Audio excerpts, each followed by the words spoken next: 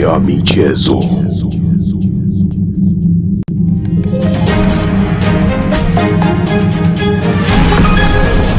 Ngome ya michezo. Ni siku nyingine tena, mpenzi mtazamaji wa Baraka TV, tunakaribisha katika Ngome ya Michezo, kipindi ambacho kinaangazia legend ambao wamecheza timu mbalimbali ndani na nje ya nchi ya Tanzania. Na leo hii tunaye mgeni wetu kutoka Tanzania Prison. Ni miongoni mwa wachezaji mahiri sana ambao wametumia Tanzania Prison kwa muda mrefu, na tutakwenda kujua mengi, safari yake ya maisha mpira ilikuwaje mpaka kufika hapa alipo. Na tunavyozungumza tayari ana leseni, ni mwalimu, nikimaanisha kwamba ni kocha wa timu ya Tanzania Prison ya vijana chini ya miaka 17. Mwalimu, karibu. Asante. Mwalimu, mimi nakufahamu kama Misango Magai Diego, labda jina kamili tujuze. Jina kamili ni Misango Magai, lakini kwa Mbeya nafahamika sana kwa jina la Diego sababu nilipewa nikiwa mdogo. Kipindi kile nadhani Diego Magai, Diego Maradona na anaweka kipindi hicho kwenye dunia. Kwa hiyo mimi kakaangu mmoja alikuwa anacheza naye mpira, alikuwa kapteni wa timu moja ya Ngorongoro hapa Mbeya. Kwa hiyo yeye alikuwa anatunza vifaa pale nyumbani ambao mpira. Kwa hiyo mimi nilikuwa mdogo, nilikuwa nachukua mpira, nilikuwa napenda kuchezea. Baadaye nikaona kabisa na uweza, baadaye akanitungia jina la Diego. Ndiko ambako limezaliwa jina la Diego. Tujuze sasa safari yako ya mpira ulianzia wapi? Sababu tetesi au za chini ya carpet ni kwamba umecheza tangu ukiwa shule ya msingi, umecheza pale katika uwanja maarufu sana ndani ya jiji la Mbeya, uwanja Ngoma, ambao umetoa wachezaji wengi sana hapa mkoani Mbeya. Lakini pia inasemekana kwamba umecheza Polisi ya Mbeya, hatimaye wengi wamekuja kufahamu ukiwa unacheza Tanzania Prison. Tupe safari yako ya maisha ya soka ilianzia wapi? Okay. Kweli sisi tulianza mimi nikiwa mdogo, nilikuwa na talent. Kwa hiyo kuanzia hata upande wa shule ya msingi nilikuwa naonesha kipaji. Baada ya pale kuna timu tukatengeneza ambao ilikuwa ni ya maeneo ambayo Road. Kipindi hicho tunafanya mazoezi pale uwanja Mbezi, mchezo mpira ule wa mfuko ule wa kinyengo. Kinyengo. No. Kwa hiyo cheza pale ikatokea tukaorganize. Tukasema bana, mbona Polisi pale kuna mashindano yanaendelea vijana? Kipindi hicho niko shule ya msingi. Kwa hiyo tukachukuana tukajikusanya kama kitimu ambao tunafanya cheza mpira wa kinyengo ule. Tukaenda uwanja wa Polisi tukaorganize tukiwa na ketu mmoja anaitwa Fule. Kwa hiyo kufika pale katuunganisha tukamuona alikuwa na mashindano yalikuwa yanaendesha Mzee Samata. Kwa hiyo tukaenda kuonana na Mzee Samata tukatoa kiingilio. Tukaingiza timu yetu. Kuingiza timu yetu pale kuna Police Kids, kuna timu zingine zilikuwa mbalimbali, Cameroon sio hivyo. Kwa hiyo tulivyoingiza timu yetu pale kutoka Mbezi Road, Mzee Samata akaniona. Kuniona Mzee Samata akanipenda sana. Shwasiwa akanisajili mimi nikaenda nikachezea timu yake ya Police Kids. Ile Police Kids ndicho hata kina nani wako Mudi Samata wala dogo wale. Unaona kwa pale kuna kaka zake tu ambao kina Saidi Samata, kuna Sadi Samata. Hao ndio walikuwa kidogo wenyewe wanapenda mpira, walikuwa ni wakubwa ambao wanacheza na wenyewe Polisi, timu kubwa daraja ya 3 Polisi. Kwa hiyo tukaingiza timu yetu ile, mimi Mzee Samata kuniona kutoka kwenye ile timu akanichukua kutoka kwenye timu ya kijijini ile kanileta kwenye timu ya Police Kids. Nakumbuka kuna siku tumecheza mechi. Tumefungwa. Mimi tumepewa viatu vya mpira. Lakini tulivyofungwa mimi nikaona hivi bado vinanichelewesha. Nikavitoa nikabaki peku. Naitandika gozi peku. Hao tukapata matokeo. Kwa hiyo ikabidi wale watu wa Samata wale wakubwa ambao tayari na wenyewe walikuwa sasa timu ya Polisi wao. Kumbe na wana timu nyingine uwanja Ngoma. Unaona? Kabidi nione bwana huyu bwana mimi namchukua, akanichukua. Kwenda kuhama kutoka hapa sasa uwanja wa Polisi kwenye hizi academy ambao walikuwa sasa Polisi. Tukaenda uwanja Ngoma. Uwanja Ngoma kule nikawa na timu inaitwa Black Star ambao ni timu ya mtoto wa Mzee Samata ambao ni Saidi. Nakumbuka niko ile timu ile ndani ya msimu mmoja. Ndani ya msimu mmoja nilivyo perform Saitama na Snow wakaanza kunitaka. Ambao ndio Simba na Yanga kwa uwanja Ngoma. Kwa uwanja Ngoma. Ukiachana na Barcelona. Achana na Barcelona. Hapo ni Saitama na Snow White. Hao ndio walikuwa Simba na Yanga. Na zile timu zilikuwa zinalipa. Zilikuwa zinalipa. Angalau unaweza kutoa wanakupa hata kitu kidogo tu kwa malizika na walikuwa wanatoa mengine ya uniform. Wanakupa daftari. Sasa mimi kuna siku siwezi kusahau nilikuwa darasani. Niko timu ya Black Star, niko darasani. Kipindi kile niko form 4, niko darasa la 7. Itiji. Shule ya Itiji sekondari. Ila ni shule ya primary. Primary. Wakanifuata. Mimi niko ndani darasani, mimi tuko kwenye tuition ya jioni ile, nikashangaa watu wanakuwa nje. Kufika pale nje mwalimu akafungua mlango kwa kuwasikiliza. Kuwasikiliza bwana, akamwambia mwalimu samahani, tulikuwa tuna shida na Diego. Diego ndio nani? Mwalimu kabidi arudi darasani. Bana, Diego ndio nani? Ndio Misango. Haya bana, kuna wageni wako hapo nje, ndio akawasikiliza. Kwa mimi ameruhusu kwenda kuongea nao nje kule, huku ndani kabidi aanze kuhoji. Vipi? Bana, huyu wamekuja hao ni wachezaji viongozi wa Saitama wamekuja kumsajili. Kwa nini mpira huyo? Kwa usajili kutoka hapa ndo naenda darasani. Anakuja anatoka darasani hapa naenda kwenye mpira. Watu ndio. Mimi kweli nikatoka hadi nje kuongea na wale jamaa bana, sisi tunataka tukusainishe. Sawa, Saitama. Fomu hii hapa, ela usajili hii hapa. Walikupa kiasi gani miaka hiyo? Kwa kipindi kile ni sasa pesa yenyewe ilikuwa ni kidogo. Ilikuwa kidogo sana. Ilikuwa kidogo. Sababu kama nikianza kuomba kipindi kile si nipata shilingi 2000. Nipata hiyo shilingi 2000 alafu akaniambia kwamba wenyewe kila kitu atanihudumia kuhusu shule. Kwamba ataninunulia uniform, ataninunulia na nini? Na daftari. Mpaka nitapomaliza shule. Basi mimi nikaona baadaye akanishawishi bana, sasa hapa tunaenda kumsainisha na mwenzako Mwamba ambao ndio tulikuwa wachezaji ambao hatari kwenye timu ya Black Star na tunapendana, ni watoto wapi? Huko Mabatini. Mwamba yule ambaye alicheza Tanzania Prison naye. Yule Mwamba mkumbwa. Kwa hiyo akaniambia bana, sasa tunaenda kumsainisha naye. Nikamwambia kweli. Basi kabidi mimi nisaini. Kusaini wakatoka pale wakaenda Mabatini tena kumsainisha Mwamba naye yuko shuleni. Wakamsainisha ndio wakapita tena pale kwangu bana, na mwenzetu tumemsainisha, umeona? Nikamwambia hapo sawa. Tupate lawama watu wawili. Sababu kumwacha yule Sadi sisi leo ilikuwa tunatuma kwa sababu tumetoka naye mbali. Ndio. Tumetoka naye mbali, ametulea toka huko mbali. Sasa tunamwacheje? Kwenda sisi Saitama kuonda kutoka Black Star. Kwa hiyo tukaandika tusaini watu wawili. Wale jamaa wakatoka pale wakaenda Wanja Ngoma, bado mechi zilikuwa zinaendelea. Wakaenda kushangilia sana. Bana, angalia sasa hivi tumeshazipata saizi zote hizi hapo. Shangilia. Sasa baadaye mimi nikatoka darasani. Toka darasani mida saa 12 kasoro. Akasema niende. Nafika pale. Nakuta wamebeba juu wanashangilia wale Saitama. Yule Sadi namuona yuko chini kaishiwa nguvu, yani kainama chini. Kumfuata kumwambia bana, kumpa taarifa hii. Yaani mpaka namuonea huruma. Kwa hiyo niliumia sana siku ile. Na Sadi aliumia sana. Kuona sisi tumeondoka. Baadaye tukaanza nikakutana na kina Mesha Kiabel huko Saitama sasa. Tuna Mesha Kiabel kina Ruben Mwankina wakina Boves walikuwa sasa kina Bantu Adimini wakina Juma wakina Charlie Rukelo ndio na tukawa tumeorganize ile Saitama yenyewe sasa. Ambao ndio kipindi chetu. Tukakutana na Mazanda. Steven Mazanda tukakutana naye kule. Kwa hiyo ndio tumetengeneza ile timu ya Saitama, tunachukua ubingwa hivyo. Mimi naenda nao nakimbiza nao hivyo. Nasoma hapo Mbeya Day lakini na bado wananisaidia kweli, wananipa la daftari hivyo, uniform nimefeli nawaambia. Kwa hiyo naendelea kwa mazingira na pale mazingira yale kwa tulea kwa ushindani sana kwa usajili. Kwa sababu mpaka nafika kipindi wakinaona Ndabira walisainiwaga kwenda Snow White, walipandishwa gari hapa na walipandishwa train kwenda kusainia Dar na Maka Mwarusi. Huyu mwalimu wa Mbeya kwanza huyo. Yaani walipandishwa train. Yaani kwamba waenjoy kwenye train lakini wakasaini Dar. Hizo za academy tu. Wakaenda kusainishwa Dar.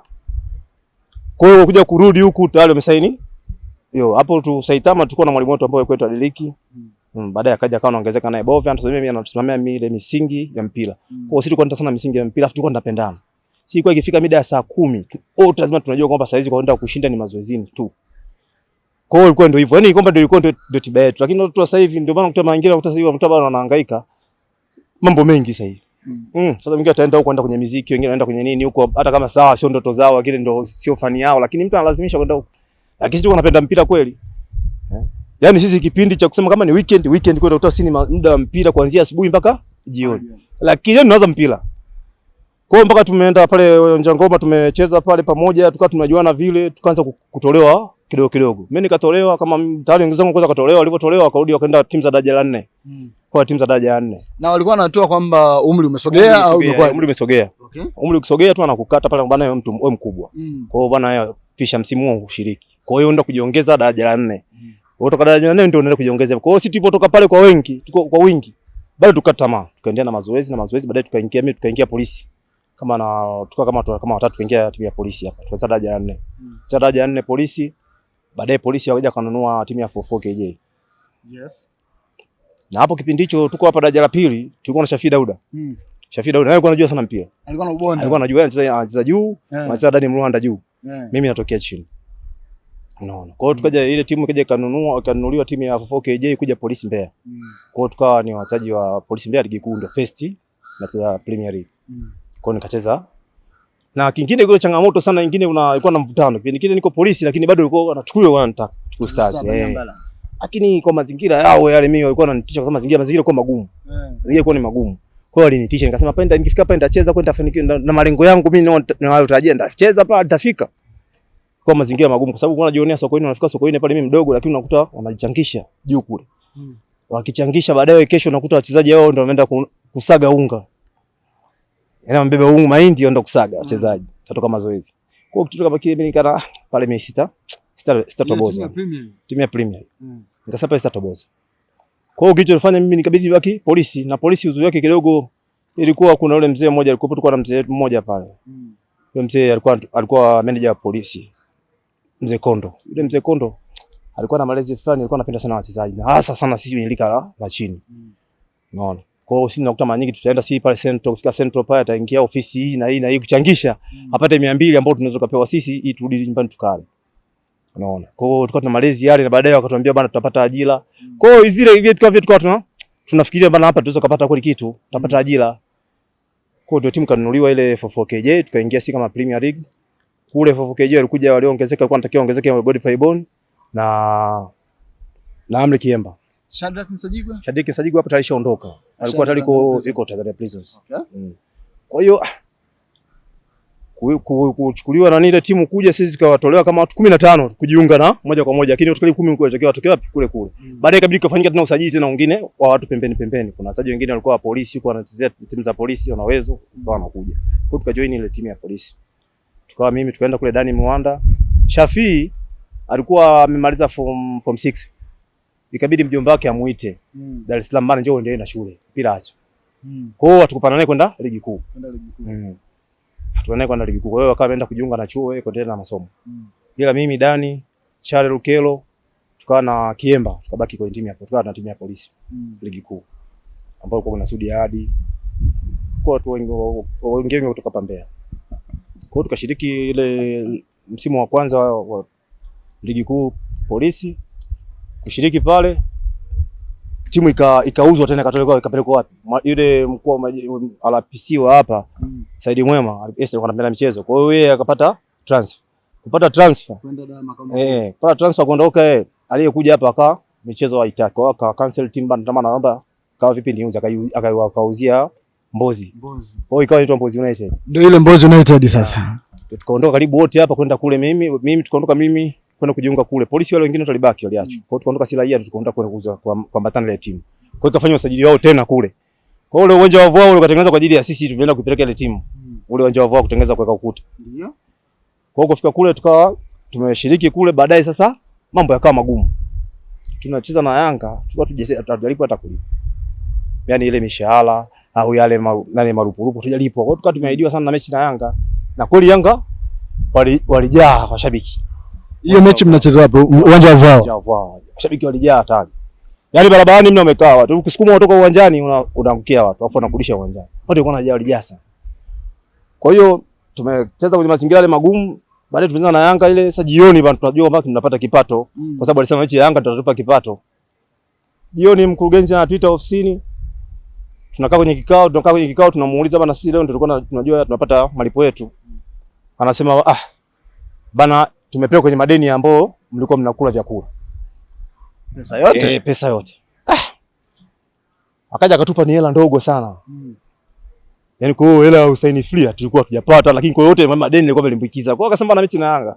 Tunaingia kwenye kikao anatuambia bana mimi hela nimelipa kwenye madeni. Watu pale wajisikia vibaya. Kwa hiyo baadhi pale kuna karibu timu nzima watu wakabeba begi wakainuka mabegi wakaingia kwenye makao kwenda kupanda magari kutawanyika. Huli makwao. Ligi inaendelea. Kwa ameondoka na jezi. Kwa hiyo akawepo mmoja hapo alikuwa Amri Kiemba. Akaondoka karudi kabisa akaenda kukaa Arusha. Kaenda kukaa Arusha kabisa huko ligi inaendelea. Kwa hiyo sisi hapa watu wa Mbeya tukaje tukafuatwa na Mwalimu Maftaa. Alikuwa tucha Mwalimu Maftaa. Akatufuata watu wa Mbeya wote. Bana, naombeni nisaidie njoo turudi tumalizie ligi sini hii timu itaishusha au itafutwa. Njoo tumalizie ligi. Tulimalizia tu ligi tulikuwa wachache. Mechi tulikuja kumaliza sisi mechi ya mwisho tunakuja kushuka daraja. Timu nimemaliza tulikuwa watu 10 na kitu, 18. Ndio tunamaliza ligi mpaka tunasafiri kutoka hapa tunaenda Dar, tumepanda cruiser.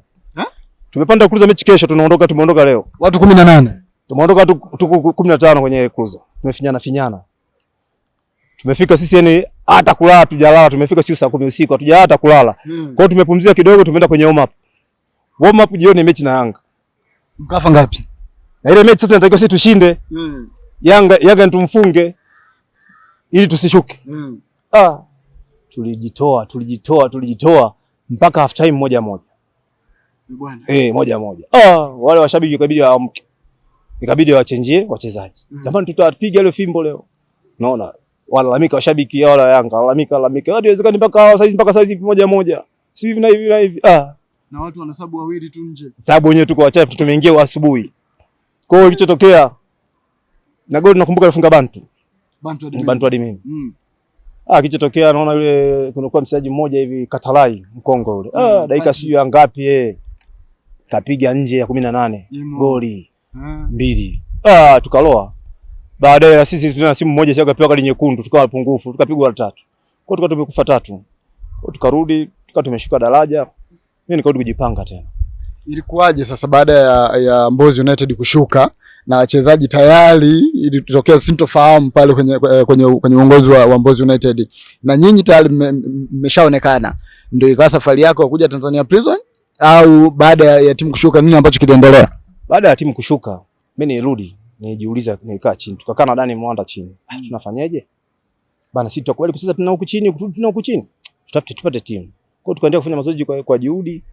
Baadaye tukaondoka, mimi nikaondoka nikaenda Dar es Salaam, Dani akaenda Morogoro. Akawa ameitwa Morogoro kufanya kama trial pale polisi Molo. Mimi nikawa nimepitiza moja kwa moja kwenda Dar es Salaam na kutafuta timu. Mimi wakati niko Dar es Salaam, Dani akanipigia simu. Uko wapi? Nikamwambia niko Dar es Salaam. Kaniambia mimi niko hapa, niko polisi hapa nafanya trial na bosi mmoja aliniita.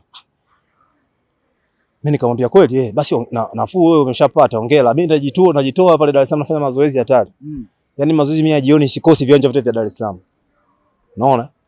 Kwa hiyo nikashangaa Dani anipigia simu bana, sasa mimi bana nimeitwa Yanga pale kufanya interview na mimi siwezi kwenda peke yangu, naona nimekuzoea. Twende. Ikabidi twende na tukatoka pale akaja pale Dar es Salaam, kutoka Dar es Salaam pale tukaenda jioni, tukaenda Jangwani. Fika Jangwani pale watu karibu 50. Interview afu anatakiwa wachezaji hao watatu. Watatu tu. Na watatu wenyewe wengi wanataka ni mmoja pale atoke pale kwa kibongo mmoja, wawili wanatakiwa waje professional. Bwana. Kwa hiyo kuingia pale katika wale 50 wale tulimkuta pale kocha mmoja Sabula. Sabula yule. Tumemkuta pale. Ken Sabula. Sasa mimi nakumbuka siku ile mimi nilivaa socks nyekundu, Dani alivaa bukta nyeupe. Ile kuingia tu hivi. Tunaingia mazoezini pale. Toa. Shabiki wamechezama pale Jangwani. Anasema mtoke kwa ajili gani sasa? Sio zile vifaa vya rangi ile. Yaani bukta nyeupe, mimi socks nyekundu. Wakajenga upande wa pili. Watu. Ikabidi turudi sisi ndani mle kambini kwao mle Jangwani. Ndio akaenda kutupa sisi vifaa. Kutupa bukta mmoja akampa mwingine wakampa socks. Ndio kuingia pale sisi tumewasha moto. Yule Mwasabula mazoezi yameisha akatutoa akatuita. Nyinyi enjoyeni. Nyinyi mmetoka wapi? Tukamwambia sisi tumetoka Mbozi United. Hasa nyinyi mko vizuri. Sasa hapa si nafasi ni chache. Naomba ni watume mwende wapi? Mwende Twiga. Timu ya Twiga. Wanafanya interview tarehe fulani. Akampigia pale moja kwa moja katibu na wachezaji fulani nimeona wawili huko wanaweza sana mpira. Mmoja kiungo, mmoja striker. Akasema naomba waje tarehe fulani. Kwa hiyo ile tarehe hivyo tarehe kabla hajawadia sasa. Sisi tumerudi hapo nyumbani na akaeka kurudi kutoka Jangwani kulisinza. Akaeka tulikofikia tunakaa Sinza. Pale kweli tukamwambia pale nani mwalimu kule sasa itupa nauli. Tupa nauli akasema nauli hapa rudini. Kwanza tukarudi tuchukua gari pale tukarudi. Tukatafakari tena sasa tusubiri. Unaona? Tuanze kusubiri tena mpaka hiyo tarehe. Mbona itakuwa ni mbali sana. Maisha tunaoishi pale magumu. Yaani sisi tunauza maji, yani maji ya madumu yani. Tunauza nje ili tule. Mchezaji wa ligi kuu. Sasa tumetoka kwenye ligi kuu, timu imeshashuka daraja, sasa hapo tunatafuta timu. Na hapo tunataka kufanya mazoezi. Kwa hiyo maana sisi tukishasonga leo tumekula. Ni mazoezi saa 9 hiyo. Viwanja vyote tunavamia Dar es Salaam. Kwa hiyo tukaja kushangaa tu siku moja ghafla napigiwa simu na kapteni wa AFC Arusha ambaye ni nani alikuwa ni namuita Masoksi wa Njangoma, Ruben Mwinkina. Kanipigia simu. Bana Diego uko wapi? Kama bana mimi nipo Dar. vipi mpata timu? Nikamwambia sijapata. Akasema haya, uje huku Arusha. Uje Arusha. Kumbe kule kunaanza interview. Na interview kipindi kile kule Arusha karibu Tanga hakuwa na timu. Pale Arusha penyewe ndio hiyo timu. Mwanza hapakuwa na timu. Kwa hiyo unakuta ukanda wote bado tu Dar es Salaam utawakosa. Kwa hiyo kama wachezaji kama 100 interview ile pale Arusha. Kwa hiyo cho kifanya hivyo, nipigia simu, nikampigia simu Dani. Bana mimi nimeitwa FC Arusha. Kwa hiyo ninafanyaje? Akasema bana mimi hamna, usiniache tuondoke wote. Dani pale ikabidi aingie kwa ndugu zake kuombaomba nini? Pata nauli ya kutoka pale Dar es Salaam kwenda Arusha. Mimi hapa nikawafuata baba zangu wadogo. Baba zangu wadogo wakanichangia kwa sababu nilikuwa naishi kwa baba zangu wadogo. Wakanichangia pale, nikaenda sehemu nyingine kwa babangu mdogo, nikaomba nauli naye kanipa. Kwa hiyo tukapanga safari, tukaingia kwenye gari Ngolika ile. Tulipanda gari Ngolika nao mpaka ndani ya Arusha. Arusha tukaingia saa 9. Kufika saa 9 pale nimeshawasiliana na ule mwenyeji wangu ambaye ni yule kapteni Rube. Bana mimi niko sehemu fulani, akaja pale akaja akachukua begi yangu akalipokea. Ampokea begi yangu, anafika mbele nikamwambia naye huyu ni mchezaji, nimekuja naye. Jamaa, mbona umekuita wewe afu namuita na mwenzio tena? Poa bana, ikabidi achukue kilo kishingo upande hivyo mabegi yote mawili akabeba, tukaenda mpaka kwenda Dar, tukapanda Dar mpaka kwa kambini kwake. Sio kambini kwake pale, mazingira nayo unakuta yeye ni mchezaji na ligi imesimama. Yaani hata kipato hana. Kwa hiyo unakuta pale tunajiendesha kwenye kula, tunapambana hatari. Tukipiga simu labda huku tumepata 200 au tumeenda huku tumefanya hivi ili tupate kula. Jioni asubuhi tunaamka. Tunakutana sehemu, tunaambizana Dani. Dani, kimbia road yote nenda huku, mimi naelekea huku. Wote ujue mji wa huku, utajua mji wa mji. Tukutane hapa. Alafu tuhadisiane vipi mji ukoje. Kwa hiyo tunajua ule mji kwa kukimbia road yote. Mji wa Arusha. Tukirudi tunakutana pale, tuna stretch, tunaambizana vipi huko, bado huko wamejenga huko, bana huko bana huko hivi kwa sasa. Kwa hiyo lakini hapo tukitoka pale tunatembea mpaka narudi majumbani. Kweli tarehe ikafika ya kufanya interview ya FC. Tunafika uwanjani, watu wamejaa. Unajua wachezaji wa Dar es Salaam hawakosi hapa. Wa Mwanza wapo, wa Tanga wapo, wa pale Arusha wapo, wa Moshi wapo. Na sisi wengine kutoka Mbeya tu. Watu ni wengi. Kwa hiyo pale wanapiga dakika kadhaa, wakikuona tu kidogo wanakutoa na kuweka pembeni. Wewe subiri. Wale wengine wengine bana nyewe imetoka.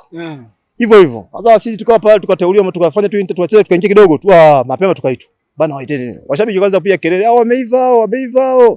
Washabiki wale kuja kuangalia interview. Wameiva. Tuwekwa pembeni sisi. Wakatuandalia sisi mechi sasa, walichagua wachezaji, baadhi ya wachezaji wakaandaa mechi. Na timu ya daraja 3 inaitwa Notaya ya pale Arusha. Nakumbuka jamaa tuwafunga goli 3. Dani alifunga goli 2 na zote nimemtengenezea mimi la 3 nikafunga mimi. Wakasema bwana jamaa tuwaweke tu pembeni wasubiriege tu form. Kwa hiyo wakaendelea mchakato wao, sio wakatusimamisha. Kwa hiyo nakumbuka ilikuwa siku ya Christmas. Tumekaa na Dani hapo tujue tutakula nini Christmas. Kapigiwa simu. Bana mnahitajika ofisini. Kampigia yule Captain Rube. Bana hebu waambie kwamba wanahitajika ofisini. Ndio tukawa tunaenda pale Shemlebedi. Kufika Shemlebedi pale tukaingia Shemlebedi pale tukaongea nao. Basi wakasema tusaini, tukasaini. Bana tuwapa shilingi, tunawapa kiasi hiki. Tukasema sawa, tunashukuru kwa sababu sisi chini yetu tukafanya nini? Tucheze tuendelee kucheza ligi kuu. Ni kiasi gani ambacho uliwapa sasa? Tulipewa, nakumbuka ilikuwa laki, ila tiketi hiyo tukatia za kurudi na kwenda. Kwa hiyo tukapewa laki, basi tukarudi pale nyumbani. Tujaamini, tukafly sana. Kweli asubuhi yake tulishakata tiketi ilishakatiwa. Kwa asubuhi tukawa tunarudi Mbeya. Turudi Mbeya tukajipanga kidogo. Tukapigiwa simu tena turudi. Tukawa kwenye maandalizi kwa tuza msimu mmoja. Simba wakawa wametufuata yule Kaburu. Kaburu alikuwa anatutaka. Baadaye mimi hapa nikao kuko na mawili. Tuende Simba au tuje Prison. Prison tulishaongea nao. Sababu na Prison wetuita tukaongea nao. Prison walikuja na sisi kule na wenyewe. Ilikuwa ikaweka 2-2. Sasa baadaye wajiuliza wale wachezaji wa Prison, bwana hapana, mbona na viongozi wa Prison mbona watu wa Mbeya? Kwa nini wako huko wanacheza wanapambana hivi? Anatakiwa rudi nyumbani. Kwa hiyo tukaitwa na kwenye Prison tukakaa nao mezani wakatuambia tutatupa ajira. Tukamwambia sawa. Kwa hiyo tujakaa vizuri Simba na wenyewe hawa. Kwa hiyo tukawa na mawili. Tuje iza Prison au tuende Simba. Pale mimi nikawa nimeshaongea na wazee, kuongea na mzee akasema hapana, kwenye ajira huko ni kuzuri. Basi mimi nikampuuza ya kule. Dani akachukuliwa na Kaburu, wakaondoka na Kaburu wakaja Morogoro kuangalia kwa mechi ilikuwa Simba Yanga na Prison. Kwa wakaja kutaka kutalii Morogoro. Mimi nimeacha FC Arusha kule. Nikatoka kule ligi ilivyoisha, nikarudi hapa nyumbani. Niko siku nimepumzika tu. Niko pale nyumbani hapo maeneo ya Meta. Barabarani tu nimekaa na wenzangu. Nikaona gari imekuja ya magereza. Bana ndio fulani, kaambia ndio. Kaniambia ingia kwenye gari. Kiingia kwenye gari. Kipindi hicho na visokota na vidredi vidogo vidogo. Kaambia kuingia kwenye gari. Kiingia kwenye gari. Naambia unatakiwa ofisini. Kweli kuingia pale ofisini, aliambia bwana kuanzia saa hizi wewe tayari ni askari. Tena hizo nywele utakiwi. Hizo nywele kanyoa hizo. Kesho unatakiwa ushuke uende depo. Kiwila. Na last ndo nitokeze toke. Mimi nikarudi nyumbani kabidi muoneshe mzee akanichangia baadhi ya vitu mahitaji ambayo natakiwa kwenda nao kule. Kwa hiyo siku mimi nikaripoti pale, kulipoti hapo tukapewa defender, tukapelekwa tulikuwa na mwenzangu mmoja kwa Torusaji Mwakifamba. Tukaenda depo kule. Fika depo kule mazingira ya kule sasa, mazingira ya wapi? Na mimi nimetoka saa Arusha hapo, nimetoka mjini. Kule nimefika kule naona kama ni polini yani. Sasa kama mazingira wapi? Maisha yanaenda ishi kweli ya? Sijakaa kidogo nimetua begi langu naona nasikia watu wanaita huko naimba huko wanakuja. Kumbe nikuruta. Hata kuruta wale wengi watu hapa Mbeya wengine. Diego. Sasa mimi naona ananifahamu hao. Mbona mimi sasa siwaoni kule yokoje? Uso yani hawatamaniki weusi. Na wale manguo wamevaa nani ile ya kule depo sasa yale ratisha. Nikasema nani wananiita tena. Baadaye ameenda kuchukua chakula, mtoka kwa chakula amenifuata. Kuja kutoa kofia hivi naona nawafahamu bana kweli. Bana vipi bana karibu bana huko ponda fresh karibu. Nikamwambia karibu mko hivi nimechakaa hivi nasema karibu. Baadaye kafika jioni. Nimefika jioni. Jamaa wakaniita mimi akakaa na mimi karibu. Bana sasa umeona mazingira yako wewe utavumilia? Nikamwambia hapana huko siwezi kuvumilia. Mimi naondoka. Sasa pale tumekaa hapa nasikia tu maji yananguruma tu huko chini mtoni. Sasa jamaa ananiambia tuvumilie. Mimi nikamwambia hapana mimi huko siwezi kuvumilia naondoka hizi. Jioni au kila kitu naenda kula kwa filimbi. Sio utaratibu wa kule. Sasa mazingira ndaweza kweli. Baadaye nikaona nimefika jioni. Fika jioni akaniambia bwana sasa tunaenda disco. Sawa mimi kabidi nikavae pamba sasa. Nikapiga pamba kuna disco kumbe huko nzuri. Baada tunaingia kwenye ile holi. Nikashangaa jamaa wamekaa chini mstari mmoja wamekaa chini wote. Jamaa mtu mwingine naye pale akaniambia mjomba karibu kaa. Naye ananikaribisha tukae chini. Kaa chini pale. Disco gani hii tena? Disco wembo tunakaa chini. Hata speaker sizioni. Mara kidogo nasikia tu mtu anaingia, mwalimu anaingia. Haya anyukwe nini makofi sasa. Unaweza kupiga makofi. Jamaa anaanza kuimbisha. Yaani uteuliwa hivyo unaweza kuimbisha. Watu ambao hawajapungua karibu 100 na kitu. Inabidi waimbishe. Wote tumekaa chini. Kwa yani niingia tena sasa mbona mazingira magumu haya. Ukitoka pale saa 4 umetoka pale saa 4 kwa yani kwa filimbi ni filimbi na kwa filimbi. Tumeenda kwenye kula filimbi. Sasa maisha ya kweli inaweza. Mimi baadaye nikaona hapana asubuhi tukaamshwa saa hiyo saa ngapi saa 9 kwenda kwenye mchaka. Naenda kwenye mchaka naona mazingira mbona magumu bado. Sasa mazoezi ya mpira unapata saa ngapi? Kwa hiyo kwa full mdo nini? Vipindi na vipindi vyenyewe vya kukimbizana. Nikasema mazingira haya magumu. Ikabidi mimi niwakusanye baadhi ya wachezaji, wakaongezeka wachezaji wengine wa mpira kina Suma Ado wakaongezeka na wenyewe kule. Kumbe wenyewe wakupita walikuwa kina Kizavale Mapunda wale golikipa. Akaja Pius Kisambale. Na Pius Kisambale kumbe neno anasajiliwa anatoka polisi Dodoma. Kwa hiyo anakuja. Kwa hiyo tulikuwa tumeorganize nikaona kidogo tuko wengi. Kidogo yani tunapata faraja sababu na sasa tumekuja tuko wengi. Kaongezeka mwenzetu mwingine alikuwa golikipa kutoka Gera Sugar Magege. Alikuwa anaitwa Magege, Paul Magege. Kwa tuko kama wengi. Kwa hiyo tuko tumefarijiana baadaye mimi nikaona hapa nimeshindwa bwana. Mimi ikabidi siku moja nikarusha kichura. Kurusha kichura miguu imeniuma kwa hiyo nikasema nitachezaje mpira sasa hivi.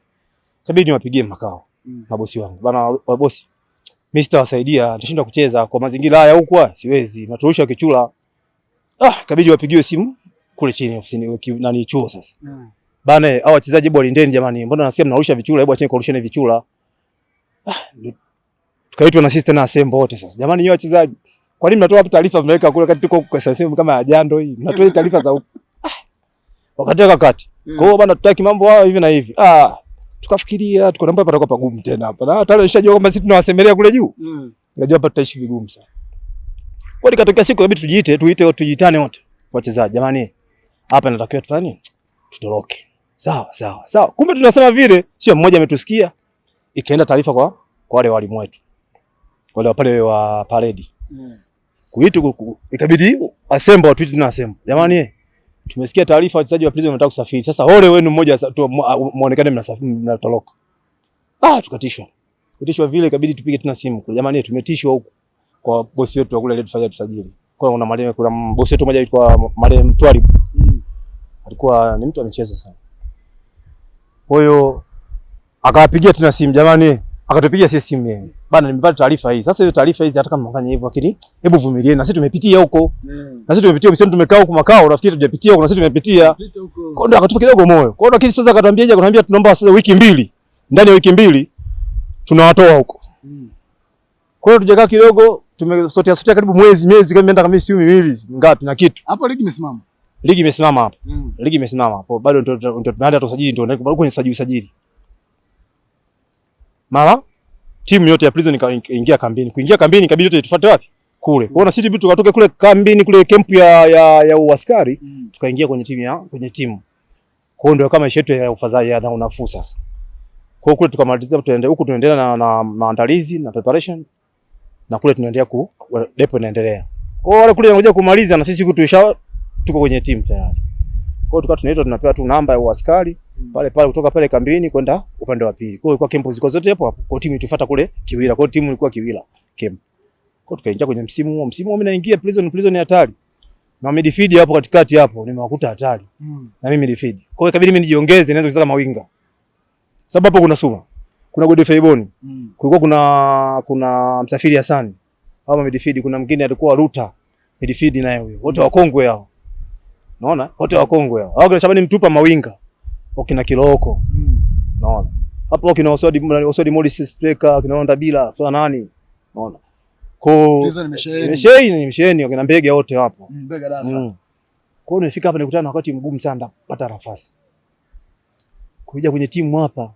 Yaani kabidi natokea bench. Sasa na mimi kwanza naweza kugombana kwanza niingie kwenye 18 wale. Kwamba ndio naoka kusafiri cha kwanza.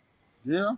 Kwa hiyo mimi wale mablaza nikawa najifunza kitu kutoka kwao na wanavyocheza, wanavyofanya nini. Kwa hiyo mimi nikawa najifunza. Kwa hiyo nimeingia msimu wa kwanza ule tukatoka tulichukua nafasi ya ngapi? Tulichukua nafasi ya 5. Huo msimu gani? Ulikuwa 2006. Tukachukua nafasi ya 5. Tukachukua nafasi ya 5. Nakumbuka tuliandikishwa maelezo. Kwa nini tumefika nafasi ya 5?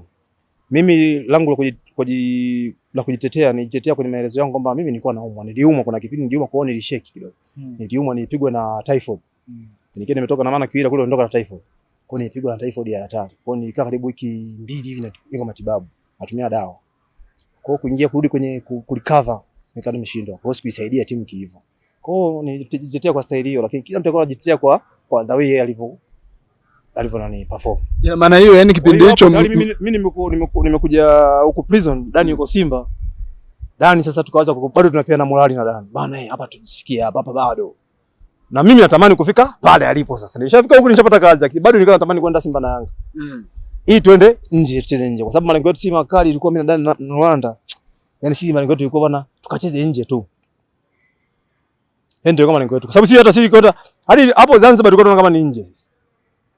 Zanzibar tulikuwa tunatamani sisi tuende kwa Zanzibar. Kwa hiyo sisi tukaja kuongea nilipoongea huko Prison bado mimi nikaa natafuta nafasi ya kufanya ya kutoka. Dani uwezi amini Dani kaenda kule akawa anapata sekeseke. Yeye sekeseke alikuwa anaachwa. Ile kuachwa naye kabidi sasa naye mzee wangu mimi naye akaanza kutumia point ile kwamba unaona na ukienda kama Dani ungekuwa unakalia bench. Ungeachwa kwa sababu akatangaza kwamba anaachwa wachezaji kama 4 Simba. Dani akiwemo. Dani bado msimu bado anawadai. Anadai misimu karibu 2. Ikabidi niambie atishie kwamba nawapeleka mahakamani. Umeona? Kuatishia vile Dani ikabidi wamwache. Kumwacha Dani akaperform mazoezi. Wakaja kumpa mechi ya Simba na Yanga. Dani ndio kufunga goli. Ndio Dani sasa kubaki Simba na kuwa tayari striker sasa. Na timu ya taifa ndio kuitwa. Bila timu ya taifa kaondoka na timu kaenda nao ilikuwa Kuwait. Fika Kuwait kule. Yeye ametokea sabu. Kutokea sabu akaonekana na wale wa Kuwait. Wakambakisha. Wakaingia mkataba na Simba wakamsainisha kule timu ya kule. Mimi huku sasa mimi nishapata taarifa wenzangu mfani kabaki kule. Mimi ikabidi nianze kupambana na mimi sasa huku kujitoa huko kupambanua.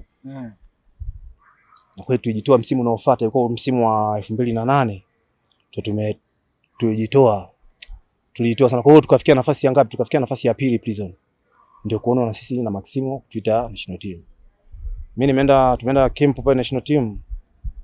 Tukabaki tulienda kama tu wachezaji 4 kutoka Prison lakini tukabaki 2. Mimi na Stefano Masika. Kubaki pale Dani bado yupo Kuwait. Mimi niko huku. Nimepumzika kambini, Dani anipigia simu. Bana uko wapi? Nikamwambia bana nipo camp. Akasema ongela. Ndio ongela nini? Umeenda national team. Baadaye ameshawasiliana na waandishi wa habari kusini sijui ni nani, lakini wamemtumia kikosi. Ndani kunipigia simu mimi sijaamini. Kaka kidogo ndio kwenye taarifa ya habari jioni, kwanza baadaye muda huo akanipigia simu mwandishi mwingine wa habari. Bana Misango hongera bana. Mbea nini? Nimeitwa national team. Mbea asante. Kwa hiyo jioni tena kwa vyombo vya habari nikawa nimesikia, nikaanza kuona. Basi nikasema nao ndoto zangu zinafanya zinakaribia ambako kufika ambako nakotaka. Kweli kufika kule tukaitwa kwa national team pale. Dani yeye akaja akatukuta sisi tukishinja kambini. Kwa hiyo tukafanya maandalizi pale, tukacheza mashindano yale. Mimi baadaye nikapata maumivu, mimi nikaumia. Kuumia mashindano yale yameisha. Mimi nisikubahatika kuitwa. Kwa akaitwa wengine. Mimi bado sikukata tamaa. Baadaye Shafii akajitokeza, tushatoka shule, nikashinja kwenye uandishi wa habari. Ikabidi sasa akawa kama vile wakala. Si ikabidi niambie ilikuwa na mechi na Yanga pale Taifa, akanifuata Shafii. Diego, leo naomba ujitoe. Mimi bado nimekuja na mawakala. Nikamwambia kweli hapo ndugu yangu, sikuangushi. Maximo naye niko naingia uwanjani tu pale, ananiambia leo nakuangalia tena kwa mara nyingine. Irudi tena national team. Nikamwambia okay teacher. Don't worry. Pale mimi tuingia kwenye mechi. Kwenye mechi yetu tumecheza mimi kama dakika 30 hivi. Kwa sababu nilianza kupata shida ya mikono. Kama dakika 30 kwa sababu mfumo tulikuwa tunacheza si national team kule. Kwa hiyo Nsajigwa ndo anavyocheza na mimi Nsajigwa. Kwa hiyo tulikuwa tunacheza nafasi moja. Yeye anacheza full back, mimi nacheza kama winga. Kwa hiyo mimi najua hapa jinsi gani mimi ya kumwacha Nsajigwa. Kwa hiyo Nsajigwa akapanda, mimi nikaupata mpira nikatupa mrefu nikaanza kukimbia nao. Kimbia nao kuangalia mbele kule mbaki wawili tu ambao alikuwa Navalo, alibaki Navalo na nani? Navalo sio nani, alikuwa wabaki wawili. Na Kusi sio. Yaani nimefika pale sasa nimewapunguza nitoe pasi huko. Mpira umefika mbali hivi, ni uslide ule mpira ni uguse kidogo tu uende kwa kina Oswadi wafunge. Nimeacha mikono nyuma, mkono ukashatoka tena mwingine. Hapa nikalala chini. Yaani ile move ya kwetu tumepokonywa pale, mimi mpira nimesikia umegongwa nguzo, washabiki unasikia wanalalamika, wanashangilia. Kumbe tumekosa. Ambani kapiga mpira imekula nguzo. Tumekosa tena sisi. Mimi niko chini. Refa akapeta mpira uendelee. Sasa mimi wakajua labda mimi nafanya masiala. Baada ya kunibeba pale kunipeleka nje, bado nishinda. Waandishi wa habari wakanifuata wale si wa upande wa Simba pale. Ingia wenzako kwa nusu ingia. Mimi nikamwambia hapa siwezi, mkono ni mzito. Yaani kwa hapa tayari kuosha chomoka hapa. Kwa hiyo mkono umeshavutwa, kwa hiyo zile damu kupita ndio ikawa nishikwa mkono kwa mzito na nyuma. Kaa pale tibu wale first aid wapi? Tibu baadaye akaingia mtu mwingine. Kwa ile mechi sikuendelea nao. Na maana nikaa nimekosa hata wale kule juu tena kuendelea kuniangalia, Maximo akawa amekosa tena kuniangalia kunirudisha tena kwenye national team. Kwa hapo mimi tukawa tumerudi. Baadaye ndio hivyo nimecheza prison hivyo kwa kujitoa hivyo pamoja na maumivu. Basi ikaja kwenye 2014. Nadhani 2014 nikaperform vizuri kwa mechi na Yanga Taifa. Paka Yanga na wenyewe wakanifuata kwenye room tena hiyo 2014. Wakanifuata kule wakawatuma wale madaktari. Wakaja kunitibu lakini wakaja kuniambia bwana tunakuhitaji. Baadaye nikapigiwa simu kutoka zingine Azam, nikapigiwa na Coast kupigiwa na hela. Kwa mechi inayofuata ikawa sasa ndio utakiwa waniangalie sasa hao ambao wananihitaji. Mechi inayofuata tulikuwa tunacheza na Coast Tanga. Mimi tumeenda Tanga kule, watu waniangalia uwanjani tena wale ambao wanataka kunifuatilia wakaona sida huyu mtu mbona vipi. Kwa hiyo ikawa nimeshindwa tena kuweza kusajiliwa na timu zingine. Mimi nikamalizia msimu huo tena prison. Nilipomaliza msimu huo prison tukawa na maumivu, basi prison wakasema bana sisi tunakuacha kwa ajili ufanye matibabu kwanza ndio urudi kwenye timu. Baada hapo mimi nikaamua kujiongeza, kawa naendelea na shule hapo na sauti, sema business hapo. Baadaye nikarudi tena kwenye mambo ya mpira. Ndio kama vile nikaanza kucheza zile ndondo zetu Mwenge pale, hapa Iremi ubingwa. Baadaye nikaangalia nikatafakari nikaona hapana nataka kufanya hapa hoja niende kwenye kujiongeza kwenye coaching. Nikaenda kwenye coaching pale Dodoma, nikasoma D. Ndio nikaja kuchukua timu za vijana za Prisons. Kwa hiyo niko na timu za vijana kuanzia under 20, under 17, timu ya wanawake, Prisons zote huwa nazikoach. Sasa mwalimu, umetuelezea vizuri kabisa historia yako ya soka, ulikotoka mpaka ulipofika, ile sekeseke ulizopitia kutoka Moro United, kutoka Mbozi United mpaka unaenda FC ya Arusha, namna ambavyo mlipambana pamoja na ndugu yako Dani Mrwanda, lakini ukitoka FC Arusha kuja Tanzania Prison mpaka unapata hiyo ajira na hiyo mbilinge za kule kempu, zote umetusimulia. Sasa tunataka kujua katika karia yako ya mpira umekutana na wachezaji wengi sana wazuri, umekutana na mabeki wengi sana wazuri. Ni mechi ipi ambayo unasema kweli hii ilikuwa mechi haikutoki akilini? Kwa kweli mechi kwa big match ambayo naweza kusema kwamba mechi ilikuwa ngumu kwangu na ilikuwa ina ushindani. Kuna mechi ambayo tulicheza pale Morogoro na tulichaguliwa kwenda national team. Hiyo mechi ilicheza na Mtibwa. Kule Mtibwa alikuwa amesheheni viungo timu yao hawapungui 4. Sasa pale kulikuwa na Victor midfield, alikuwepo Zuberi Katwila midfield, alikuwepo Shaban Nditi midfield. Kwa ni kutana changamoto kubwa sisi katikati tulikuwa wawili tu, mimi na Godfrey Bon. Kwa mmoja anacheza chini, mimi niko juu namba 8. Kwa mpaka nakumbuka sisi mpaka tunachukua nafasi ya pili, tumechukua nafasi ya pili, Yanga mje kutukuta pointi 1 ndio anachukua ubingwa. Ile prison yetu. Na mimi nilikuwa captain. Captain wa ndani ya uwanja. Kwa hiyo tulikuwa captain kipindi kile tulikuwa mimi na Suma, mimi nilikuwa msaidizi. Lakini ndani ya uwanja nilikuwa navaa sana mimi. Kwa hiyo ile mechi ilikuwa vuta nikuvuta kwa sababu ile mechi ilikuwa inaturuhusu yani kwa sababu ndio maana Maximo alichukua wachezaji wengi kutoka Mtibwa na Prison. Kwa sababu alikuwa anaangalia watu wale vifuani wako vizuri. Tulikuwa tunafika sije kuisahau ile mechi. Pale uwanja wa Jamhuri. Uwanja wa Jamhuri Morogoro. Na ni beki gani ambaye ulikuwa ukikutana naye unasema kweli leo shughuli ninayo? Sababu kipindi unacheza wewe kulikuwa na mabeki wengi sana wazuri. Sasa ni beki yupi ambaye unaona kabisa huyu kweli kazi ipo? Mabeki kuna mabeki ambao wamejitolea kama sana kwanza naanza kupendekeza kwanza kwa upande wa kwetu wa timu yetu ambao walijitolea kwa kipindi kile kwamba tunafanya nafasi ya pili. Kwa hivyo una Kamtande. Unaona? Kai Kamtande. Pale kuna Alois Adam ambaye ni mkono. Yaani wale walijitoa walifanya kazi. Kwa kipindi kile kwa kweli kwa sababu mafanikio mpaka tunayapata wale hawezi kusahaulika kwa mabeki kwa wale kwa ugumu. Kalau kwenye timu zingine kweli wapo walikuwepo. Sababu kuna Kusi, Salum Kusi, ukiangalia kuna mafullback kuna Meki. Kuna wachezaji wa mabeki wazuri. Ukiangalia wakina bado kwa kina Kevin Dunn, bado kuna mabeki wazuri. Wakina Kanavalo, mabeki wazuri. Kwa kuna watu walikuwa wanafanya kazi kweli. Unajua kwa sababu kazi ipo leo. Umetuambia wale mabeki ambao ulikuwa unakutana nao kwamba kina Kanavalo, kina Kusi walikuwa ni mabeki wazuri, wakina Meki Maxime na wengine wengi, lakini pia umewataja wale ambao ulikuwa nao Tanzania Prison, wakina Brother K Kamtande, kwamba walikuwa ni wachezaji ambao walifanya vizuri, wakina Mkono. Una kipi sasa cha kuambia watazamaji? Tumezoea kuziona hizi timu zetu ambazo zinashiriki ligi kuu. Kuna hizi imani za kishirikina. Vipi enzi zenu? Yaani unajua yani kwa sema ukweli. Yale mambo basi sawa tunasema ndio imani lakini sawa kuna watu wengine ukweli kwa nafani wanaamini. Kwa naamini lakini kwa sababu kuna siku nataka nikuja kuamini.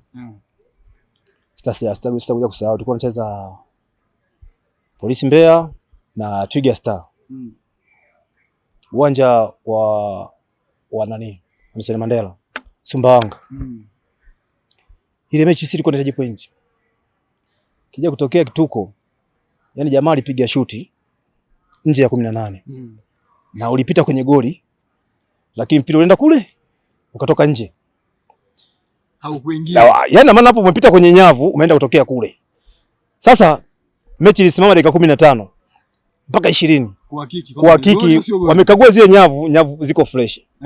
Wakauchukua ule mpira wakaurudisha mara 2 hivyo na upepo kwenye nyavu mpira utoki kwenda kule. Lakini ndio mpira umepita pale umeenda kule na watu wote sasa na wenyewe wanaenda kushangilia, kienda kushangilia vipi? Wanaenda kushangilia lakini mpira umepita kwenye nyavu huko nje kule. Na mpira utakao baki ndani ya nyavu. Yaani pale sasa mimi ndio pale nijiuliza mara 2. Zilikaguliwa zile nyavu zile. Dakika kama 15 20 nakaguliwa nyavu. Na hilo goli unarudisha mpira unapeleka mpira hivi mpira. Na hilo goli mlifungwa ninyi au nyewe ndio mlifunga? Tulifungwa sisi na watu Twiga. Kwamba mlikuwa na kamati hatari nyewe. Vingine Twiga wenyewe ilikuwa ndio wale wakina Bunyamila, wakina Malen Kizota. Wanaenda kumalizia wale. Kwa maana mwalimu nyewe mlikuwa na kamati hatari sana nyewe. Sasa hapo mimi ndio sasa yuko nyuma pasi sikujua lakini pale ndio nilikuja kusema kama mambo yapo kweli hapo. Na matokeo mwisho ya siku ilikuwaje? Bila.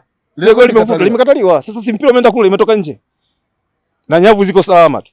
Na mpira ulisha salama kabisa. Yaani mpira umeisha bado ni zongo. Yaani ni zongo na unajua sina Dar es Salaam ndio kina nani wakina nani hao. Wakina Julio. Ndio walikuwa kule. Sio piga domo, alipiga domo wale, piga domo refa. Sasa mimi nafanyaje? Sasa mpira umetoka kule. Ukina mwanamtu wote wale ndio alikuwa Twiga, alikuwa Twiga. Hayo ni mambo ambayo anaendelea kutusimulia Misango Diego Magae ambaye ni mchezaji wa Tanzania Prison wa zamani, lakini pia ni mwalimu wa timu za vijana za Tanzania Prison. Anatujuza kile ambacho amekipitia katika maisha yake ya soka, lakini pia kile ambacho alikiona kwenye maisha yake ya soka. Tunaenda break kidogo, tutarejea hapa, usiondoke.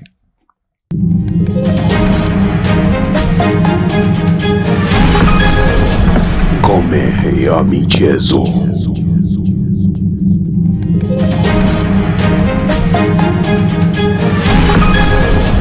Ngome ya michezo.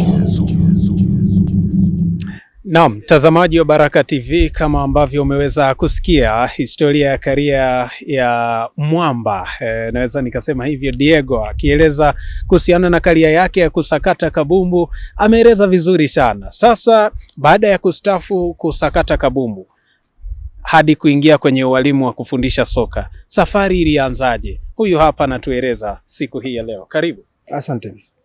Nadhani safari ilianza, mimi ni mtu wa mpira, napenda mpira. Yaani mimi kuna siku nikawa nimeona Shabani Mtupa yuko na under 20 lakini yuko peke yake. Uwanja kwetu wa Magereza. Mimi kabidi niende kama kwa kumsaidia. Kumsaidia kweli akanipa program. Kwa hiyo nikawa natoa vile vitu ambavyo navijua tu nishafundishwa na walimu, lakini ambavyo yani ya kwangu mimi, yani sijaenda kusomea, lakini nimeenda nikatoa vile kwangu ambavyo nishafundishwaga na mimi. Lakini nilikuwa naangalia kwenye basic kwa sababu mpira wa vijana wanataka kuanza na basic. Kwenye basic kule ndio msingi. Kwa hiyo siku mimi nikamsaidia Shabani, akanipa program, nikatoa kweli kuanzia zile mazoezi yangu yale ya basic. Kesho nikapewa program, siku nyingine Shabani akaniambia njoo tusaidiane hivyo, tukawa tunaendelea, nikawa na mimi ndio kina Mwashilindi hapo. Ilikuwa mwaka gani? Kwa almost kama nipita kama miaka 8 7. Manake tunazungumzia kwenye miaka 2017 hivi 16. 16 17. Kwa hiyo nikawa niko na kinavyo tunaangalia kina Mwashilindi, watu tunawafundisha baadaye akaniambia bana namsaidia. Baadaye nikaondoka na Shabani nikaenda naye kwa mashindano Dar es Salaam ya under 20. Fika kule nadhani tulitoka kwenye robo finals. Baada pale nikaona hapana, kwani nafundisha na nakaa kwenye timu afu sijaenda hata kusoma. Kwa hiyo ikaniwa hivyo bidi nikaenda Dodoma. Dodoma kabidi niende kule nikapiga kozi ya kwanza, nikaunganisha kozi kama 2 pale Dodoma. Kwa hiyo nikarudi na cheti changu ambacho kinaruhusu ataka kwenye nini? Kwenye bench. Sawa, na mpaka hivi sasa umekuwa mwalimu ambaye unafundisha soka la wanawake lakini pia unafundisha soka la vijana. Kwenye upande wa vijana ni changamoto gani kubwa hasa ambayo unakumbana nayo? Changamoto zipo ni nyingi. Sababu cha kwanza watoto lazima kwanza ni watu ambao kuishi nao kwa kuwabembeleza, kwa kuwafariji. Cha kwanza. Kingine mazingira yao yanakuwa bado ni magumu. Aidha ya kuishi, aidha ya kuja nao kuja uwanjani vifaa. Unaona? Kingine lazima uvumilivu. Kwamba unajua lazima kwamba atakosea, lazima nao ushuke. Unaona? Hili kesho na kesho utavutiwe kuja kwenye mazoezi kwamba bwana mwalimu anafundisha vizuri. Unaona? Au anapenda tu ufundishaji wako. Kwa hiyo ukienda nao vile na saikolojia zao uko unasijua, basi haisumbui. Kwa hiyo changamoto nadhani kubwa ni hizo kwa timu za vijana ambazo ni timu za under 20 na under 17. Sawa, na pia kwenye kutambua vipaji vya watoto tunafahamu kwamba napo hapo kuna vipaji vingi vinakuja kwenye kuchambua kwamba hiki kipaji kinaweza kikawa na mwendelezo mzuri na hiki kipaji kinaweza kikaleta shida mbele. Hapa mnatambuaje kama mwalimu? Kutambua kwa sababu utaona tu mtu ana juhudi zake ziza kusikiliza mwalimu pamoja na performance yake inavyobadilika kila siku. Kwa lazima na wewe mwenyewe unaweza kujua kwa sababu tayari kipaji hii hela hii. Unachukua muda gani kutambua? Sasa kwangu mimi kwa sababu mimi tayari nishacheza na nishapitia mazingira yote najua, mimi naanza kuangalia, tunaweza kaangalia mtu ambaye hata akiwa na miaka 10 na kuanzia 10 na kitu au 12, 13, 14, 15, ikifika 16 unajua kwamba tayari mchezaji. Kwa sababu professional wanaanza mara nyingi sana wanaanza kuanzia kwenye 19 huko kuendelea 20. Sawa, na kwenye soka la vijana hapo, lakini kwenye upande wa soka la wanawake nako huko unafundisha. Huko kuna changamoto gani kubwa zaidi ambazo mnakumbana nazo? Changamoto nazo ni nyingi kwa watu wa kike na sababu changamoto zao na kwanza jinsi ya kuishi nao. Na unaweza kukuta mara nyingi utalalamika na matumbo. Kwa kama mwalimu lazima uvumilivu. Kingine kuanza, kwa sababu na wao kuanza kuwafundisha sio mchezo, kuwafundisha ni kazi. Kwa hiyo lazima uwe ni mtu mmoja mvumilivu, kwa sababu watoto wa kike tunaowafundisha utafikiri watoto wa grassroots. Kwa hiyo tunaanza na hata basic, ukianza na basic yani mpaka pambane aanze kubadilika, sio leo. Kwa hiyo ndio changamoto nao kubwa. Kingine changamoto na wenyewe vile vile bado inakuja kwenye malezi. Kwa sababu bado unakuta mara nyingi chini ya walipu. Unaona kipato walipu. Kwa hiyo unakuta na wenyewe ni changamoto. Kwa hiyo narudi nyumbani, nakutana na chochote au ametoka mkoa wa mbali, jinsi ya kuishi, jua anaishi wapi, mazingira anakula vipi. Kwa hiyo unaona changamoto nyingi sana. Bado wataenda huko nje, lazima wajilinde, wajichunge kwa sababu wao ni watoto wa kike. Unaona. Kwa hiyo changamoto na hizo zilizopo hizo sana. Sawa. Na kwenye karia ya ualimu mpaka hivi sasa, tukikwambia kwamba Mwamba Diego unatamani ukafundishe vijana ama ukafundishe soka la wanawake, wapi unaona huku nafaa zaidi? Na mimi ni mwalimu. Kwa hiyo siwezi kusema nikachagua, sababu hizo zote ni kazi. Zote ni kazi. Kwa hiyo siwezi kusema nikachagua. Kwa hiyo kama nitapewa timu ya wanawake nitafundisha, nikipewa timu ya vijana nitafundisha. Sema nipewe senior team nitafundisha, kwa sababu tayari nimeshaenda kwenye kusoma kwamba mtaani nimekubali kuwa nani? Kuwa mwalimu. Sawa. Na mpaka hivi sasa umefundisha vijana wengi sana. Tunataka tufahamu walau kwa uchache tu vijana ambao hivi sasa tunawashuhudia kwenye soka la Tanzania, na huenda wapo ambao wapo nje ya soka la Tanzania. Unafahamu kwamba hawa wamepita mkononi kwangu. Tunataka tufahamu walau wachache tu. Kama saizi, kama siko timu za vijana tuliowatoa, kulikuwa kuna Oscar yuko KMC, kuna mwingine Sam fullback pale KMC, wote wametoka kwenye timu ya under 20. Kuna mwingine Kevi alikuwa yuko Pamba. Unaona. Kuna wengine tuwapandisha huko, ndio wao kina nani, wakina Mwashirindi ambao wampanda prison. Kwa tunao wengi tumewatoa ambao mpaka saizi wengine wanatumika saizi huko prison. Kuna Kevi hapo, kina Zidane huko prison ambao tatu tushapandisha, na bado tunaendelea kupandisha, bado wataonekana, lakini wapo wengi. Wapo wengi sana. Kuna mwingine, kuna goalkeeper mmoja saizi ile kasaini TRA, na tulikuwa naye hapa kwenye timu za vijana. Kwa hapo wengi. Sawa, umesikia hayo yote yanazungumzwa na Mwamba. Mimi namuita Mwamba Diego, akieleza kuhusiana na karia yake kwenye swala zima la kufundisha masuala mazima ya kabumbu, na ameeleza vizuri sana kuhusiana na soka la wanawake kwa sababu anafundisha huko, lakini pia anafundisha soka la vijana nako huko ameweza kueleza vizuri sana, na yote haya tunaamini kwamba yapo kwa ajili yake, kwa sababu yeye anaipenda kazi yake. Nami nakwambia tu kwamba kitu kikipenda kutoka moyoni, basi hautapata shida kukifanya. Sawa, basi kufika hapo mimi ni uweke nukta hivyo kwenye mahojiano na mwalimu hapa, tukieleza kuhusiana na karia yake ya ualimu. Sasa tukwambie kwamba mambo mengine mazuri yanafuata. Salia papo hapo, tazama Baraka TV.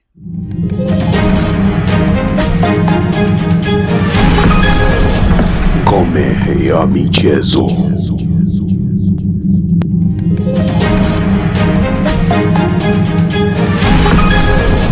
Ngome ya michezo. Mpenzi mtazamaji wa Baraka TV, umetoka kumsikiliza na kumtazama legend wa Tanzania Prison wa miaka hiyo, Misango Magae maarufu kama Diego, ambaye ametoka kutuelezea maisha yake ya soka tangu ameanza mpaka hapa alipofika, ambapo sasa ni mwalimu wa vikosi vya Tanzania Prison chini ya miaka 17, chini ya miaka 20, pamoja na wale tunaita Prison Queens ambao wanashiriki ligi ya wanawake. Ezra, Naam. Huyu ni Misango. Wao walimbatiza jina la Diego kutokana na mchezaji maarufu sana duniani Maradona. Nadhani kutokana na uwezo wake ambao alikuwa anaonyesha, basi watu kama kumbatiza jina la Diego Maradona kutokana na ile performance ambayo alikuwa anaionyesha. Miongoni mwa wachezaji ambao nadhani ulipata nafasi ya kuwaona kwa sababu yeye amestaafu muda si mrefu, basi 2014. Kwa maana yake Diego umemwona 13 akiwa anatumikia Tanzania Prison. Na kuna kipindi kweli Tanzania Prison alikuwa msheheni, unamkuta Sumado pale katikati, unamkuta Godfrey Boni Mwandanje, unamkuta yeye Diego. Kwa kweli Tanzania Prison alikuwa msheheni mafundi kweli kweli, bila kumsahau Victor Kilowoko, fundi wa mpira huyo, akitumia mguu wa kushoto. Tumetoka kumsikiliza ametusimulia vitu vingi sana ambavyo wengi walikuwa wanatamani kuvijua. Unajua wengi walikuwa wafuatiliki. Unajua miaka ya nyuma ligi kuu Tanzania bara ilikuwa ionyeshwi kabisa. Yes, ilikuwa ionyeshwi. Kwa hiyo saa hizi watu wanapata kile kitu ambacho walikuwa wanakosa miaka hiyo. Jinsi alivyosimulia misukosuko aliyopitia. Unajua mpira saa hizi una hela tofauti na kipindi ambacho wanacheza wao. Kipindi anacheza wao mpira ulikuwa kidogo ni changamoto. Kuna baadhi ya vilabu vilikuwa haviwezi kufika katika viwanja vya mechi kabisa. Unasikia FC Arusha ndio icheze na Tanzania Prison Sokoine, mara unaambiwa mechi imeahirishwa, FC Arusha ameshindwa kufika. Nini? Hawana nauli. Unaona? Lakini sasa tunaona kidogo mambo yamekuwa mazuri. Mambo yamekuwa mazuri. Sasa ni fee mtu uchukua milioni 10, 20, 30 mpaka milioni 100. Tumesikia juzi hapo akina Kibu, akina Mzinze. Watu wanakuambia kuna B2 mezani, lakini mtu anakuambia siuzi. Lakini Diego naambiwa pesa yake ya kwanza ilikuwa ni 100,000, ameipata pale FC Arusha. Kabisa. Mimi langu jina naitwa Derrick Lowassa, ukipenda niite Baba Nongi. Ulikuwa nami katika mchakato mzima wa kupata simulizi ya Diego ambaye anasimulia maisha yake ya soka toka ameanza mpaka hapa alipofikia akiwa mwalimu. Nilikuwa na ndugu yangu Ezra Mwiro. Kwa sababu umemsikia Diego alikuwa fundi pale katikati. Basi mimi ukinirudisha nyuma kidogo pale kati, nazungumzia center back. Nipe jezi namba 4 mgongoni, usinga mkononi, mambo yatakaa fresh. Hapo tunalazimishana sasa kwamba tukupe captain. Labda tukae tujadiliane. Ciao.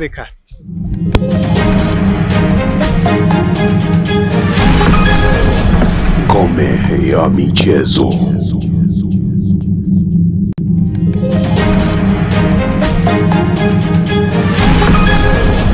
Ngome ya michezo.